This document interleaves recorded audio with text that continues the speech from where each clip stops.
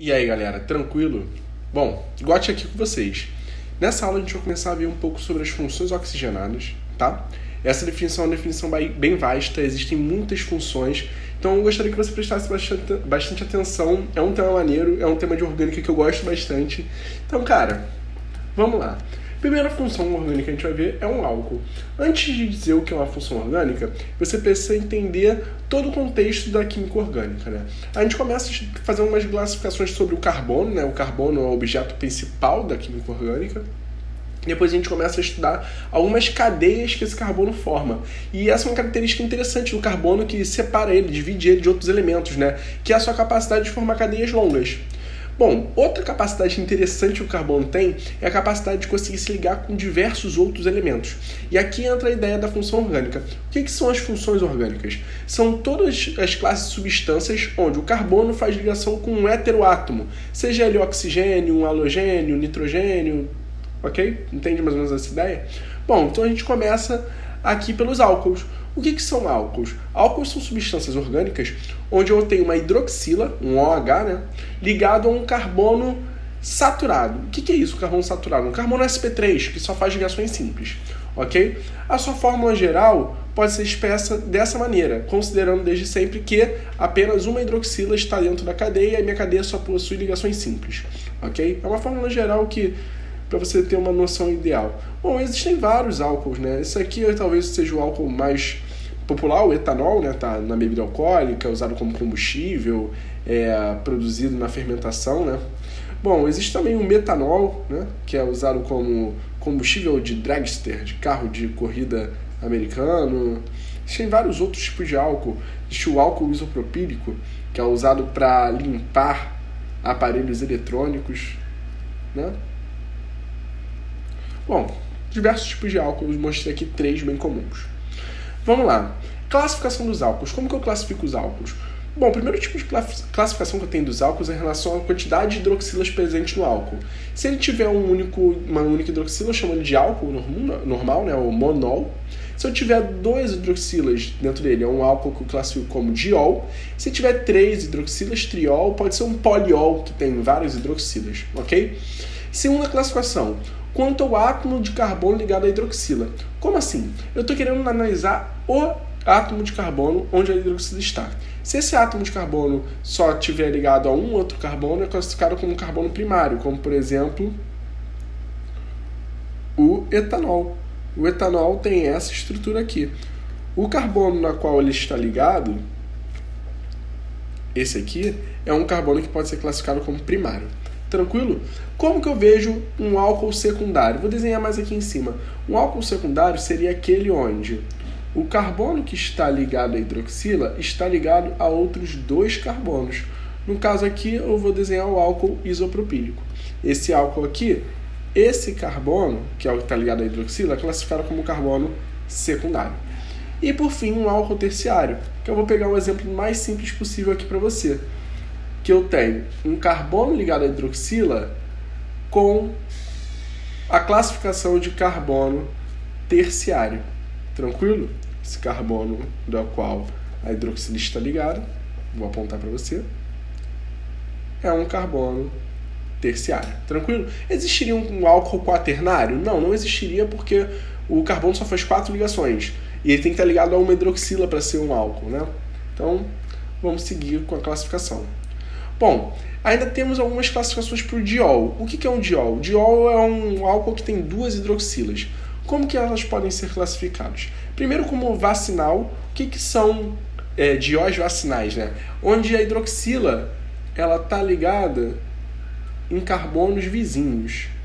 Então, um aqui, outro aqui. Isso aqui, por exemplo, é o etileno glicol, ok? Usado muito em radiadores de carro. Temos também o diol geminado, que é quando a hidroxila está ligada no mesmo carbono. Então aqui eu vou pegar um exemplo para você também, né? CH3. Aqui eu vou botar OH, OH. Isso aqui seria um diol geminado. E tem o diol isolado, que é quando essas hidroxilas estão muito separadas, sem uma correlação uma com a outra. Tranquilo? São essas as classificações que a gente tem em relação aos dióis. Bom, vamos para algumas propriedades físico-químicas interessantes dos álcools, né? Primeiro de tudo, os álcools são caracterizados como substâncias polares, majoritariamente por causa da sua hidroxila, né? É importante definir aqui que existe uma regra meio... não é arbitrária, a gente consegue comprovar ela na prática, mas uma regra geral de que até 4 carbonos é necessário um único grupo funcional. O que quer dizer isso? Quer dizer que até 4 carbonos, a hidroxila do álcool é mais forte do que a cadeia carbônica, ou seja, a característica da molécula é polar. Okay? Quando eu tenho 5 carbonos, começa a inverter um pouco essa lógica de força. A cadeia carbônica tem uma influência na polaridade da molécula superior à hidroxila, ou seja, eu começo a caracterizar aquela molécula como uma molécula apolar. Tranquilo? O que isso quer dizer? Vamos para a solubilidade em água.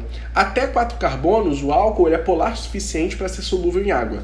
Totalmente solúvel. Por exemplo, o etanol é solúvel infinitamente na água, ok? Devido às suas ligações de hidrogênio que são feitas ali.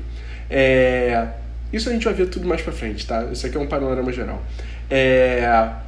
Já quando eu tenho 5 carbonos, a cadeia carbônica ali ela começa a criar uma repulsão e essa molécula começa a perder solubilidade em água.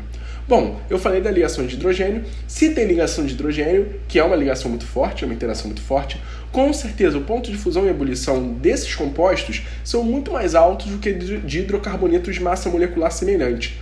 Ou seja, o etanol, por exemplo, tem um ponto de ebulição de 76 graus Celsius. Esse cara tem um ponto de ebulição muito alto, ele é um líquido comparado, por exemplo, ao etano, que é um hidrocarboneto, que é um gás, né? O ponto de ebulição dele não sei ao certo, mas é um gás, ou seja, prova que é menor do que a temperatura ambiente. Tranquilo? Bom, vamos para a nomenclatura. Como que eu dou a nomenclatura de álcool?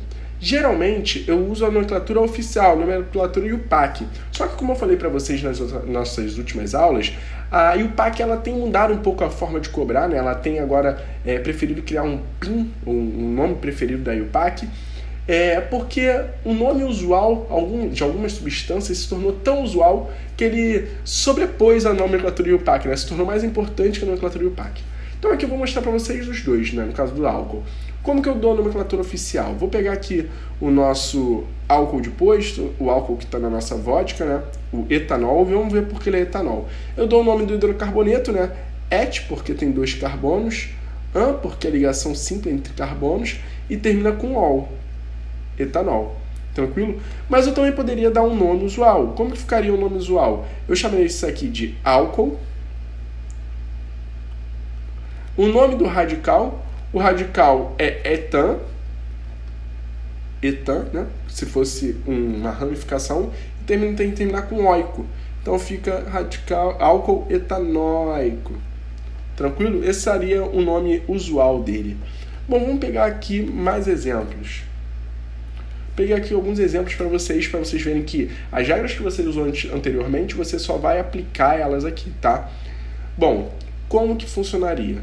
Vamos para esse primeiro cara aqui nosso. Vamos determinar quem é o carbono 1 dele. O carbono 1 dele é aquele que tiver a menor soma fazendo a volta no círculo. O 1 tem que ser o OH. Aí vamos supor que aqui é 2, 3, 4, 5, 6. Bom, se você somar todas as ramificações, dá 2 mais 5, que vai dar 7. Se eu fosse fazer girando para o outro lado, o 1 continuaria sendo esse, mas aí seria 2, 3, 4, 5, 6. Ia somar 3 mais 6, 9. Ou seja, a menor soma é o vermelho. Então vou apagar esse verde aqui, ó. A menor soma é o vermelho. Tá. Como que ficaria o nome dele? Vou pegar aqui a caneta azul. O nome dele ficaria o seguinte. Lembra? É por ordem alfabética. Esse aqui é um radical isopropil. Né? Isopropil. Lembrando que o prefixo iso não entra nessa ordem alfabética, que vai entrar o P. E esse aqui é um radical metil. O M vem antes do P, né? Então a gente começa contando pelo metil. Vai ser 5 metil, 2 isopropil. Aí a gente vai dar o nome agora da cadeia principal. Ciclo hexanol. Tranquilo? Aqui eu posso só usar hexanol porque o carbono 1 vai ser o carbono que está hidroxila. Ok? Essa substância aqui é conhecida também como mentol, né? Que está no seu chiclete, que está na bala às vezes. Esse é o mentol, que dá aquela sensação de refrescância, né? De algumas guloseimas. É um álcool, especificamente esse 5-metil-2-isopropil-ciclohexanol, ou você pode chamar só de mentol mesmo. Tranquilo? Bom, peguei um exemplo difícil, né? Então o próximo vai ser fácil. Aqui eu tenho 3 carbonos com um OH no meio. Esse aqui vai se chamar o propan 2-ol. Esse cara também tem um nome comercial, né? Então, o nome comercial é o nosso álcool isopropílico. Isopropílico. Que é o que eu falei lá no início da aula, que limpa aparelhos eletrônicos. Bom, vamos para esse próximo aqui. Esse tem seu carbono 1, 2, 3, 4, 5, 6, 7. Bom, tenho 7 carbonos e no carbono 5 e 6 eu tenho um dimetil. 5,6 dimetil. Dimetil, hept, ligações simples, um ol. Aqui eu tenho que indicar onde que está o ol. Por quê? Porque não é um ciclo, né? Não é óbvio que o ol está no carbono 1. Esse aqui eu não sei quem é não faço ideia. E por último nós temos aqui nosso etileno glicol, ou o nosso etan 1,2 diol. Esse cara aqui, o etan 1,2 diol, é conhecido também como etileno glicol, que é usado como anticongelante, líquido de arrefecimento de radiadores de carro, né? Esse cara também é muito tóxico, né? Tem que tomar um certo cuidado com alguma contaminação de bebidas alcoólicas com ele, porque ele é bem tóxico.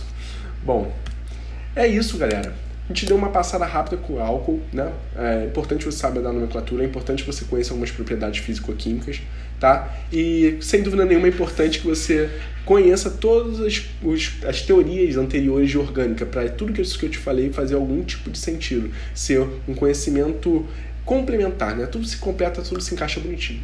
Ok, galera? Beijão!